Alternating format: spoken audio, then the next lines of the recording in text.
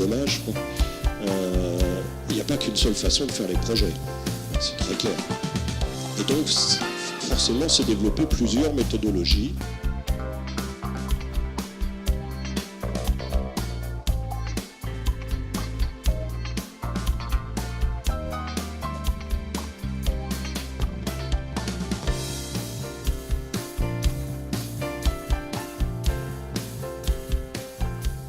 Mon plaisir à introduire un vieux ami qui s'appelle Anton Breton. Anton est formateur Prince 2, certifié PMP et aussi MSP Practitioner. Depuis 2006, c'est un indépendant consultant. Il a d'expérience en gestion de projet à 26 ans et 6 ans d'expérience en Prince 2 qu'il enseigne auprès d'entreprises et en école de commerce. Il a débuté sa carrière sur le projet de musée d'Orsay entre 1986 et 1991. Puis chez Yoko Tunnel jusqu'à 2006 au poste de manager planning et logistique. Certifié sur les grands standards de gestion de projets et programmes, il est également titulaire d'un MBA en Strategy and Program Management. Voilà, Anton. Impressif, hein? Oui, j'avais oublié tout ça. Ouais. Ok, bonjour à tous. Merci d'être là. Il y a eu des présentations très intéressantes, très techniques ce matin. Quand on m'a donné ce sujet pas facile de comparer quand même deux mastodontes en méthodologie de gestion de projet, je me suis dit, bon, il ne faut pas non plus trop rentrer dans le détail de la technique, donc j'ai dans un premier temps eu un 3-4 transparent, plus pour rappeler des bons fondamentaux, des choses un peu simples, mais qu'il ne faut jamais oublier. Et puis après, on rentrera un petit peu plus dans le détail et je vais laisser surtout pas mal de choses, pas mal de temps si possible au niveau des questions. Donc, d'abord, pourquoi des méthodologies de gestion de projet ? C'est toujours bon de se reposer la question de pourquoi est-ce qu'on met en place des méthodologies de gestion de projet. La première réponse, c'est d'éviter les échecs de projet. On est là pour rendre les projets plus performants, plus efficaces et meilleurs. Être compétitif. Si les entreprises cherchent à rendre leurs projets les plus efficaces, c'est parce qu'il y a la concurrence. Il faut être donc de plus en plus compétitif et rendre le coût de ces projets le plus faible possible. Aller vite, réduire les risques. Le contexte des dernières années ont montré que la visibilité en termes de risque est beaucoup plus réduite et donc maintenant il faut aller très vite dans les projets, au besoin de les articuler dans les programmes, mais les produits, les livrables, plus on les livre rapidement, moins on prend de risques. D'autres raisons aussi, parler un langage commun, avoir une véritable langue projet. Beaucoup d'organisations internationales notamment considèrent ça comme un critère important en termes d'efficacité. Donc créer une langue qui évite beaucoup les malentendus dans les organisations. Et puis on l'a dit, Laurent l'a rappelé, surtout ne pas réinventer tout à chaque fois. Quand je vais à Paris dans le métro et que je vois les gens qui circulent à une vitesse incroyable, pourquoi ? Parce qu'ils ont ce côté répétitif, mécanique, ils s'arrêtent là parce que le train va s'arrêter là et qu'ils vont rentrer là et descendre à une station un peu plus loin qui sera leur couloir juste en face pour leur correspondance. Donc voilà, quand on est dans le répétitif comme ça, on est très efficace. On est très efficace et c'est vrai que c'est aussi une des choses qui est recherchée dans les méthodologies de gestion de projet, la possibilité de faire certaines choses répétitives. Évidemment, les contenus des projets vont changer d'un projet à l'autre, mais au moins cette partie-là, on n'aura pas à la refaire à chaque fois. Oui, alors après on peut se poser la question de pourquoi des méthodologies. Quand on parle... Des fois, on parle de standard en gestion de projet. Je n'aime pas tellement ce mot-là, parce que ça voudrait dire qu'il n'y aurait qu'une seule façon de faire les projets. Ce serait quand même un petit peu dommage. Il n'y a pas qu'une seule façon de faire les projets. C'est très clair. Et donc, forcément, c'est développer plusieurs méthodologies. Mais à chaque fois, il est nécessaire de prendre en compte certains facteurs pour trouver le bon outil ou les bons outils. Ça, c'est John, c'est mon plombier, quand il vient réparer ma chaudière, quand il ouvre sa boîte à outils, il y a tous les outils qu'il faut. Il n'y a pas une seule clé à molette ou un seul outil. Il adapte en fonction des circonstances, des clients, des chaudières. Il adapte les outils dont il a besoin pour être le plus rapide, le plus efficace possible. Et c'est vraiment pour moi très important. J'ai toujours vécu ma carrière de gestion de projet de cette manière, mes amis aussi. Et pour nous, c'est quelque chose de naturel, quoi. Donc, ce n'est pas un outil, mais ce sont des outils. Et suivant les contextes, il y en a qui sont simplement plus adaptés ou plus performants que d'autres. Alors, on s'adapte à l'environnement, l'environnement du projet, le monde, la culture dans laquelle on est. Est-ce qu'on est dans la banque? Est-ce qu'on est dans l'informatique? Est-ce qu'on est dans l'événementiel? Est-ce qu'on est dans le nucléaire? Ou est-ce qu'on organise un mariage? Ce n'est pas tout à fait le même environnement projet. Le niveau de risque est différent. La culture géographique, mais culture d'entreprise aussi. La culture est un facteur très important qui va positionner en fait le choix d'outils. On verra d'ailleurs dans ces deux grandes méthodologies, celle venant du PMI, le PMBOK, et celle venant de la PM Group, Prince2, il y a un aspect culturel très fort. Le niveau de risque, on en a parlé, ça c'est très clair, en fonction du niveau de risque, on adaptera différents outils. La complexité, l'envergure du projet, c'est un petit peu la même chose. Encore une fois, tout le management de projet, c'est un surcoût par rapport aux fabrications des produits, donc il s'agit de minimiser le plus possible ce surcoût. Alors j'aime bien cette image, c'est un projet fantastique. J'ai pris cette image parce que j'ai entendu une interview d'Alain Thébault, chef de projet sur l'hydroptère. L'hydroptère, c'est le voilier le plus rapide du monde, des pointes à 100 km/h. Projet commencé, initialisé en 1976 par Éric Tabarly, puis confié à Alain Thébault, plus jeune et parfaitement à même de mener ce projet. Et Alain Thébault cet été a dit ça. Il a dit notre instinct et notre expérience avaient leurs limites. Sans les outils, il parle beaucoup d'outils informatiques, nous n'aurions jamais pu dépasser la vitesse de 50 nœuds. Et ça, c'est vrai, les chefs de projet raisonnent par instinct, ils raisonnent par expérience. Mais il faut avoir aussi l'humilité de se dire, ça ne suffit pas toujours. Il faut aller plus loin, on a besoin d'appui, on a besoin d'outils, on a besoin de retour d'expérience. Donc, première bonne remarque très intéressante d'un chef de projet, d'un navigateur assez exceptionnel. Et il continue son interview, et il dit, oui, mais en fait, la vraie force de ce projet, ce sont les hommes. Il parle d'une véritable œuvre collective. Donc ça, c'est très fort aussi. Oui, des bons outils, mais surtout, le succès des projets, ce sont les hommes. Les hommes, les femmes, les équipes projets, c'est eux qui réalisent derrière. Alors, rentrons un petit peu dans le détail de la technique.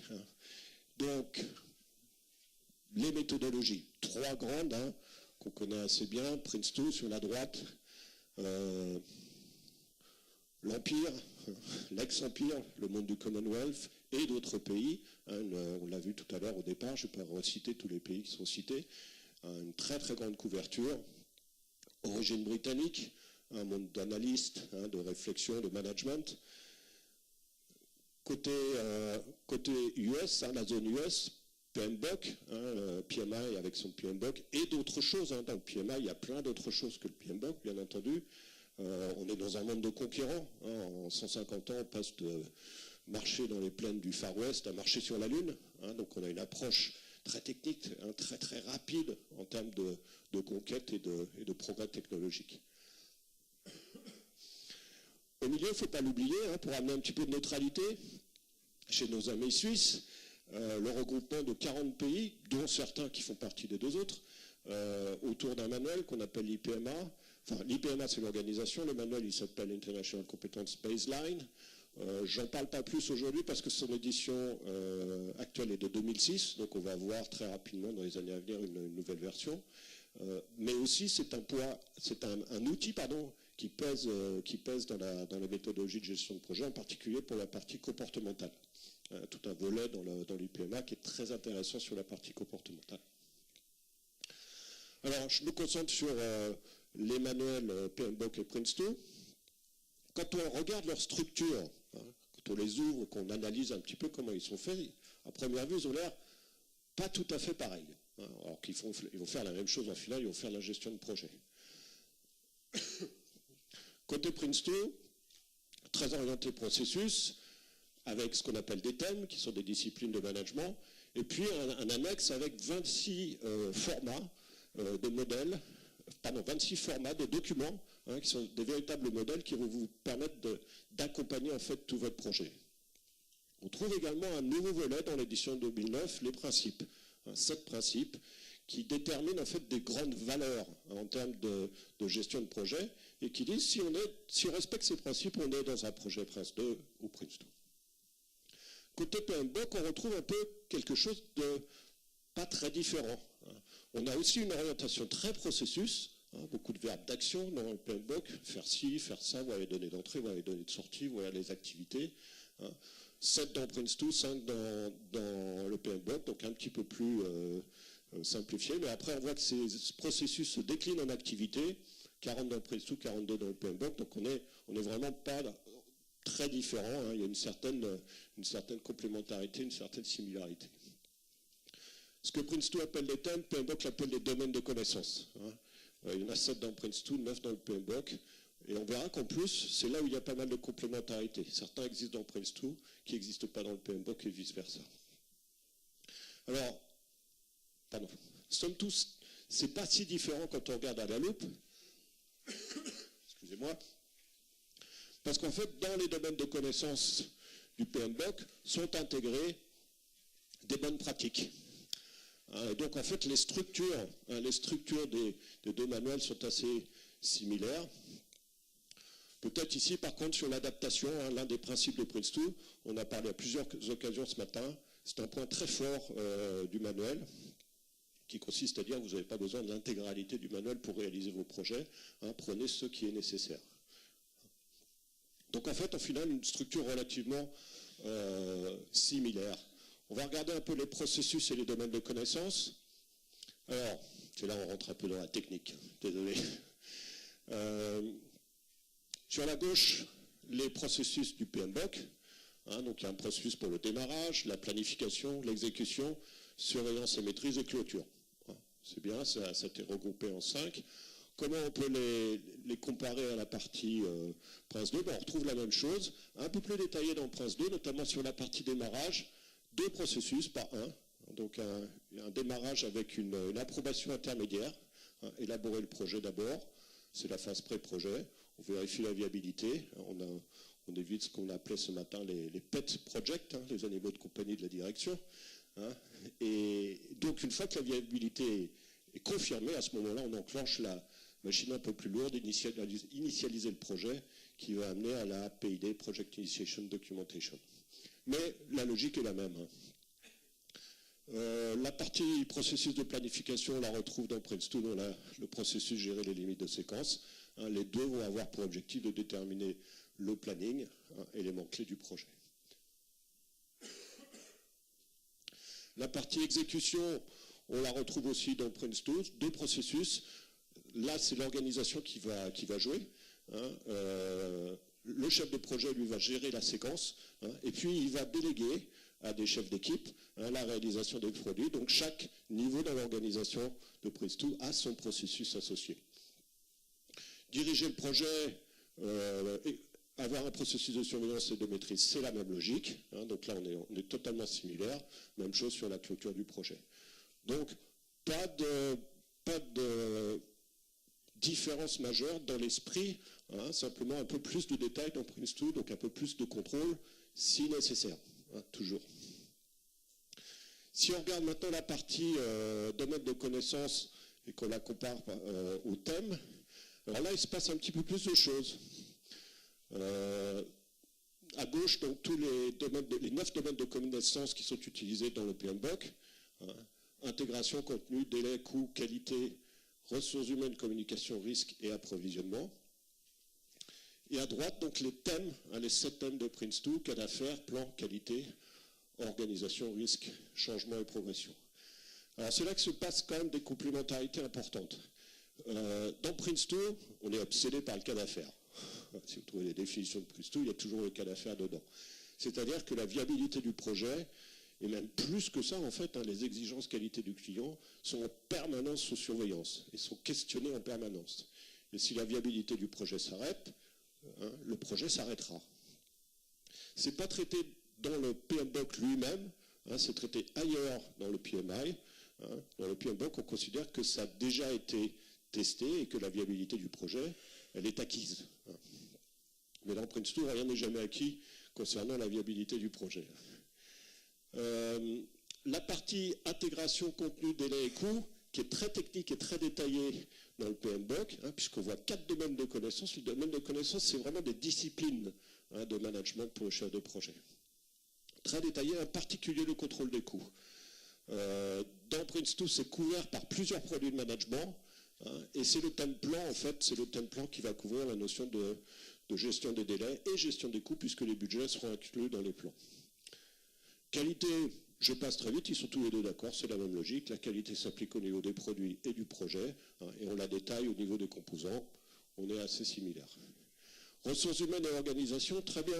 Les deux aussi ont compris qu'il fallait bien entendu des structures de ressources humaines. Il faut pas seulement des structures de ressources humaines, il faut derrière une stratégie de communication, c'est-à-dire capable de faire parler les différents niveaux de l'organisation. Donc c'est un domaine de connaissance dans le PMBOK, c'est un document carrément dans Prince2, une stratégie de communication qui dit qui va parler avec qui, comment, à quelle fréquence, avec quel document, quel moyen de communication, etc. Risque, approche très similaire, les deux sont effectivement, on reconnaît que la gestion des risques, c'est effectivement un métier du chef de projet, c'est une discipline qu'il doit avoir. Approvisionnement, alors là, on voit une différence, une complémentarité importante. Le PMBOK est très orienté à approvisionnement, matériel contrôle, les contrats, etc. Il y a beaucoup de techniques qui sont utiles pour comprendre comment faire ça.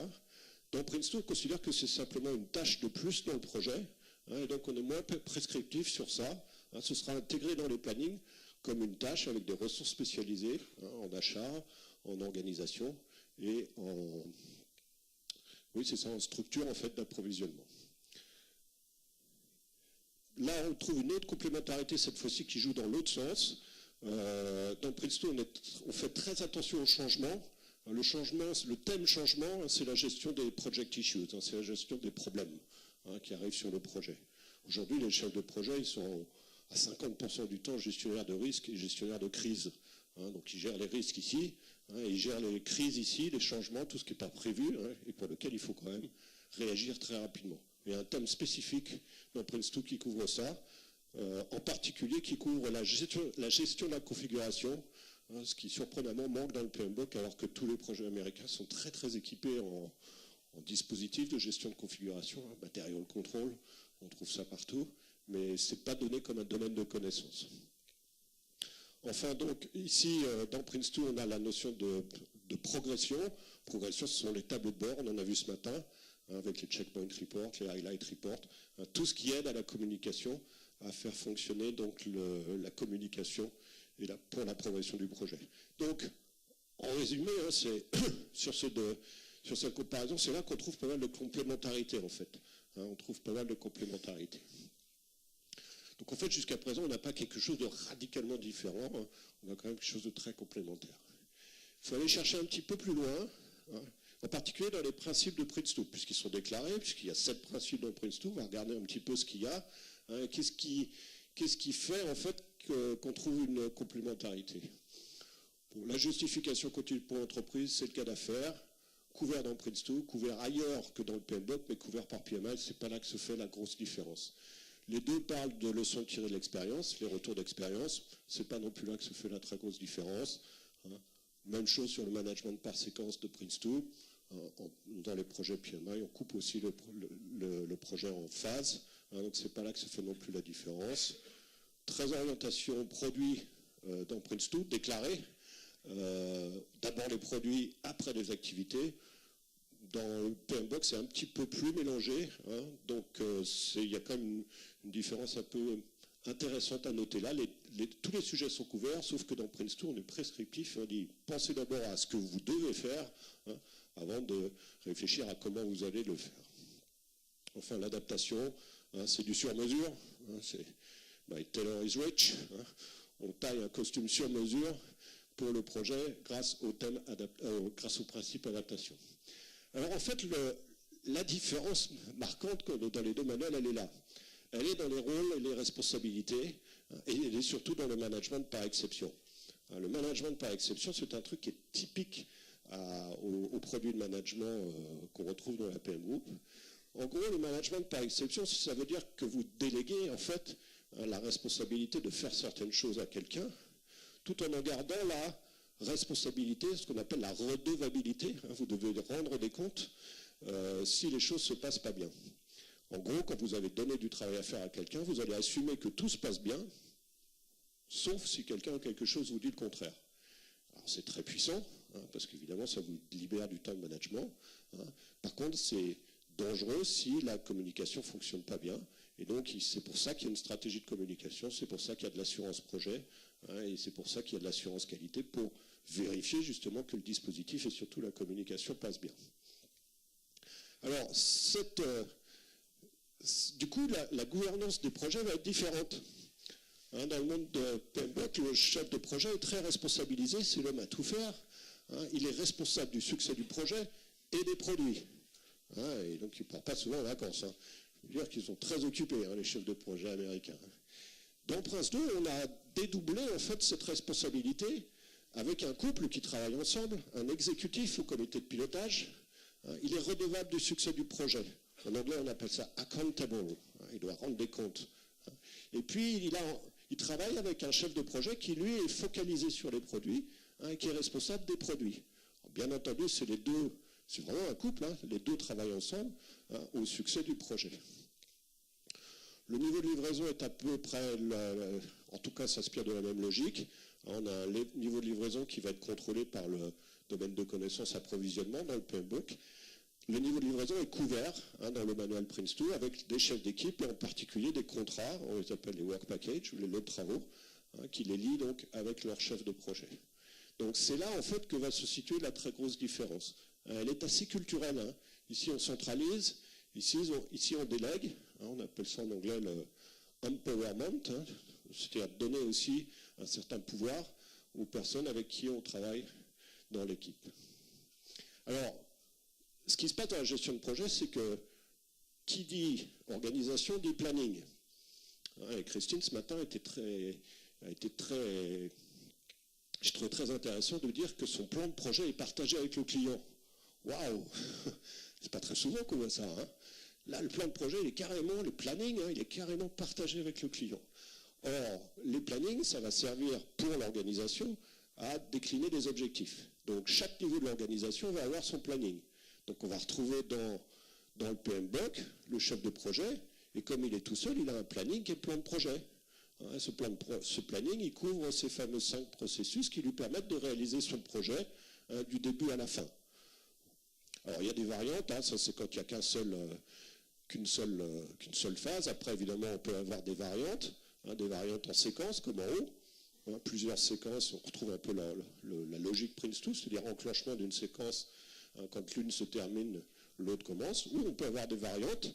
C'est un petit peu ce que Christine expliquait ce matin avec son appel d'offres, un projet d'appel d'offres et un projet de mise en place. On a des variantes où le plan de projet constitue différentes phases, mais dans chacune de ces phases, on va répéter l'ensemble des 5 processus. Ça, c'est la vue, un peu planning, qui découle en fait de la spécificité de l'organisation centralisée du chef de projet. Alors dans Prince2, c'est un peu plus touffu. Comme on a 3 niveaux, l'exécutif, le chef de projet, le chef d'équipe, on va retrouver pour chacun des 3 niveaux le plan qui va leur permettre de réaliser leurs objectifs. Donc l'exécutif en haut va avoir un processus et un plan de projet, et c'est avec ça qu'il va réaliser sa tâche de suivi et de surveillance et de contrôle du projet. Son compère, le chef de projet, lui, va utiliser des plans de séquence. Et les plans de séquence sont séquentiels. On est vraiment dans une logique séquentielle. Là, on termine une séquence, on en commence une autre, et à chaque limite de séquence sont testés la viabilité du projet, les exigences qualité du client et la fameuse Project Initiation Documentation, le véritable mode d'emploi du projet pour vérifier qu'il est parfaitement adapté à la continuité du projet. Et c'est en fait au niveau en dessous qu'on va retrouver quelque chose qu'on appelle donc les lots de travaux. Ces lots de travaux, quand les projets sont complexes, peuvent se regrouper en séquences techniques. Et c'est là où on peut retrouver une similitude avec les plans de projet du PMBOK, avec par exemple des mises en parallèle, ou des mises en séquence suivant les différents lots techniques. Donc en fait, rien n'empêche dans une organisation d'utiliser cette mécanique-là, qu'on a vu précédemment, pour fabriquer des produits. Ce qu'il y a, c'est que Prince2 rajoute une couche de management qui est, elle, séquentielle, et qui permet donc d'assurer le contrôle, le management du projet. Ça va, c'est pas trop technique? On verra dans les questions après. Donc, je reviendrai sur ça dans la conclusion. Avant ça, je voulais quand même parler de cette petite page qui est dans le manuel Prince2, qui est importante. C'est une déclaration officielle de Prince2 vis-à-vis des BOK et vis-à-vis d'ailleurs du Project Management Institute, et qui fait la comparaison entre les deux. Chapitre 19. Et il dit, voilà, un bloc de connaissances, ça couvre l'éventail des compétences et des techniques en management de projet que les chefs de projet ont besoin d'appliquer. À l'inverse, donc Prince2, pas à l'inverse, en complément, Prince2, c'est une méthode de management intégrée et qui fournit un ensemble de processus, de thèmes qui peuvent être appliqués pour manager un projet du début à la fin. Donc voilà, la déclaration est forte. Là, il y a tout. Il y a tout dans tous les petits niveaux de l'organisation. Là, on a quelque chose de plus en profondeur qui aide le chef de projet avec des compétences techniques particulières pour réaliser ses tâches. Alors, je pense que le tableau parle de lui-même, je ne sais pas si j'ai le temps. Là, on parle d'un ensemble de bonnes pratiques, là, on parle d'une méthode de management de projet. Non prescriptif, oui, mais c'est quand même très orienté processus, faites ci, faites ça, donc c'est quand même un peu prescriptif. Pareil dans Prince2. Prince2, je dirais, est aussi très descriptif dans les rôles, notamment. Tous les rôles sont décrits dans Prince2, les job descriptions des rôles existent. Vous pouvez les utiliser, elles sont dans l'annexe. La notion d'intégration, un ensemble intégré de processus et de thèmes, tout est complètement intégré. Voilà, la différence, elle est là, elle est majeure. C'est vraiment destiné aux chefs de projet, c'est un outil fabuleux pour les chefs de projet. Ça, c'est un outil fabuleux pour les organisations qui veulent faire du projet, puisque tous les rôles de l'équipe de management de projet vont être couverts. Au niveau compétences interpersonnelles, bon, on dit que là, ça les couvre, là, ça les couvre pas, c'est pas tout à fait vrai. Il y a beaucoup de parties dans le thème organisation où on commence à couvrir les compétences interpersonnelles, mais c'est vrai que c'est pas forcément le point fort de toute façon de ces deux méthodologies. Il faut aller chercher dans les produits type ressources humaines pour trouver ce qui est leadership, motivation, travail d'équipe et tout ça. C'est pas l'objectif de ces méthodologies. Et là, je crois que c'est important. Le PMBOK décrit effectivement les techniques et de nombreuses techniques. Le PMBOK, c'est vraiment un recueil de techniques importantes pour tout, pour les coûts, les risques, le planning. Là, on va plutôt faire référence à des techniques importantes du marché. On ne va pas les redécrire, sauf deux qui sont un peu une invention de Prince2, une sur la qualité et une sur le planning. Donc voilà, je voulais quand même mentionner cette page du manuel, elle est importante et elle touche directement ce sujet. Donc voilà, en conclusion, j'espère pas vous avoir trop ennuyé, une approche assez similaire, c'est clair, en particulier en termes de processus, une approche en connaissance du management, donc soit thème, soit domaine de connaissance, qui est là plus que similaire, elle est carrément complémentaire. Il y a vraiment les deux dans les deux méthodologies. En conclusion, j'ai le PMBOK, il a une orientation très technique. C'est certainement très adapté aux organisations qui sont déjà en mode projet, la construction, l'industrie, tous ces secteurs-là. Ils trouvent effectivement dans le PMBOK un outil qui leur permet de faire beaucoup de choses et de façon très optimum. Prince2 a une orientation plus management, c'est vraiment un véritable modèle de management, et donc il est adapté à tous les types d'organisations. Depuis 2006, où j'ai quitté le monde un peu industriel, je trouve ça passionnant d'aller faire de la gestion de projet dans des secteurs qui, jusqu'à présent, n'en faisaient pas. Les ressources humaines, par exemple, les médecins. J'ai des clients dans la salle, là, des réseaux de santé. Les médecins sont chefs de projet, ils ont des budgets à gérer, ils ont de la demande qui augmente, des budgets qui restent constants, donc il faut qu'ils améliorent leur gestion de projet. Donc voilà, et quand on va chez ces gens-là, et qu'on leur amène un modèle comme Prince2, ça passe bien. Ça passe très bien parce que tout est là. Hein. Et puis, les thèmes sont en fait des disciplines de management dans lesquelles ils se retrouvent assez facilement. Hein. Le risque, le planning, la qualité, tout ça, ça leur dit des choses, quoi. Si tu veux la question, j'ai fini. Voilà. Donc, en final, hein, c'est deux outils complémentaires, mais c'est l'organisation qui va faire le succès du projet. Or, l'approche d'organisation est différente. Cette approche d'organisation, elle conduit à des plannings qui sont différents, et le planning étant quand même un élément clé dans le fonctionnement des projets, c'est ça qui donne en fait l'impression que les deux méthodologies sont foncièrement différentes. Mais en final, quand on regarde bien, ce n'est pas tout à fait le cas. Donc une notion quand même assez centralisée dans Prince2, une notion plutôt de délégation et de dans le PMBOK, une notion plutôt de délégation et de contrôle dans Prince2 avec cette notion d'empowerment. Voilà, je vous remercie. J'attends vos questions. Et maintenant, des questions. Je commence avec une question.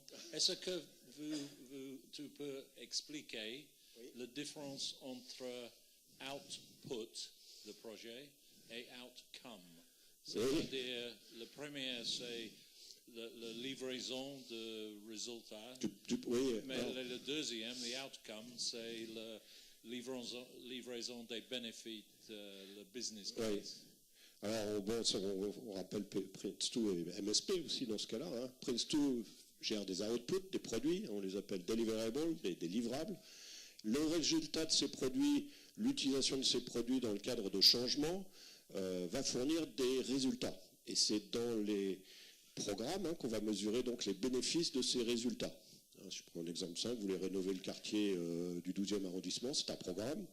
Ce programme a plusieurs produits, des produits de voirie, de construction, de télécommunications. Tout ça sont des produits qui sont générés par des projets articulés entre eux. Une fois que ces produits sont terminés, va ensuite se mesurer dans le cadre des programmes les outcomes, c'est-à-dire les résultats et les bénéfices. Bon, autre question. Je veux... ici. Merci, Jean-Marc Pemzec, en transition. J'avais une question concernant les découpages. Vous avez montré le découpage par thème et comparé les thèmes des deux structures. Qu'en est-il au niveau des lots de travaux, des work packages qui sont à l'intérieur de ces thèmes? Est-ce qu'on retrouve une correspondance ou est-ce que là aussi on trouve des divergences qui peuvent être intéressantes à regarder? Il y a plus d'éléments dans la partie Prince2, puisqu'effectivement on parle de lots de travaux, qui sont des véritables contrats passés entre les chefs d'équipe et le chef de projet. Dans la partie PMBOK, c'est couvert dans le domaine de connaissances approvisionnement. Donc c'est pas détaillé tel quel dans le PMBOK, mais on va retrouver une organisation très similaire. L'approvisionnement, ça va être de la gestion de contrats. Donc un peu sur la même logique. Simplement, c'est pas détaillé autant dans le PMBOK que ça l'est dans Prince2. Merci beaucoup. Et je vais donner 2 places à Internet pour regarder en plus. Un s'appelle GAPS, c'est-à-dire G-A-P-P-S. Ça, c'est le Global Alliance for Project Performance Standards. Et en ce place, on peut voir la différence entre EPMA et le ECB, PMI and PMBOK, et Prince2 et les autres. Et ça a donné un bon résultat pour Prince2. Et aussi quelques recherches à Prince2 de 2009, je pense, peut-être 2010, par Queensland University of Technology. And on peut se trouve autre apmj-international.com ou sur la University of Technology Queensland. D'accord? Ça veut dire que Prince2 donner les réponses à toutes les choses que les hommes pratiquent à trouver c'est un problème avec les autres méthodes. Voilà, merci beaucoup. Je vous en prie et je reste à votre disposition après pour toute question. Au revoir.